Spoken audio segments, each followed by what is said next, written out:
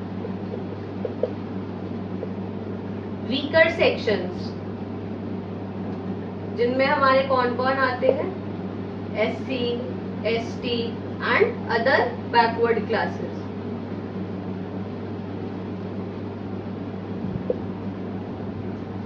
इन commissions के साथ साथ हम ये देखते हैं कि जो हमारे प्रेसिडेंट है वो ऐसी काउंसिल्स को भी अपॉइंट कर सकते हैं,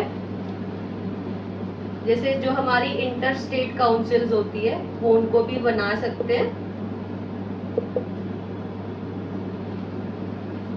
एंड ऐसी काउंसिल्स बनाने के पीछे का जो मोटिव होता है वो ये होता है, so as to promote centre and state harmony and so as to promote state harmony. तो इसका ये मोटिव होता है। देन यू सी कि जितनी भी हमारे जो यूनियन टेरिटरीज है उनको भी हमारे प्रेसिडेंट ऑफ इंडिया ही एडमिनिस्टर करते हैं through the administrators that are appointed directly by him or her. And lastly you see that president of India can declare any area as a scheduled area and has the proper control and power over the administration of such scheduled areas and tribal areas। तो हम इसका keyword लिख देते हैं नीचे, scheduled areas. बाकी आप video देख रहे हो तो पॉइंट का अपने आप बना ही पाएंगे। तो फ्रेंड्स यही थी आपकी आज की क्लास 48, जिसमें हमने अलग अलग पॉइंटर्स डिस्कस करे कि व्हाट आर द एडमिनिस्ट्रेटिव और executive powers of the president of India. तो यू सी डिफरेंट पॉइंट्स कि जो हमारा आर्टिकल 53 है वो ये कहता है कि जो इंडिया की सारी एग्जीक्यूटिव पावर है वो प्रेसिडेंट के हाथों में रहेगी। मतलब जो प्रेसिडेंट है वो हमारे जो यूनियन का वो हेड है, वो तो हमें पता है कि प्रेसिडेंट हमारे नॉमिनल हेड होते हैं ही कंट्री के, बट जो सारी की सारी एग्जीक्यूटिव पावर्स है वो भी उनके नाम पे ही एक्सरसाइज करी जाती है। देन यू सी कि जो बहुत ज़्यादा सिग्निफिकेंट पोस्ट्स हैं हमारी कंट्री की, जो कि अभी हमने डिस्कस भी करी है, उन्हें हमारे प्रेसिडेंट ऑफ इंडिया ही अपॉइंट करते हैं या फिर उनको उनकी पोस्ट से हटा भी सकते हैं। फिर आप ये देखते हैं कि वो कुछ एरियाज़ को शेड्यूल्ड एरियाज भी डिक्लेयर कर सकते हैं एंड जो यूनियन टेरिटरीज होती है उनके एडमिनिस्ट्रेशन पर भी उनका पूरा का पूरा कंट्रोल होता है। Then you see can that President of India can appoint different number of commissions and different number of councils so as to ensure smooth running of the country। So this was your class 48 and I hope कि आप सभी को ये सब कुछ समझ आ गया हो। If you have any kind of query or suggestion then आप comment section में वो लिखकर मुझे ज़रूर बताएं। And if you are finding the content relevant and good and my teaching method appropriate, then please like and share the video and subscribe to the channel for more such content. Thank you so much.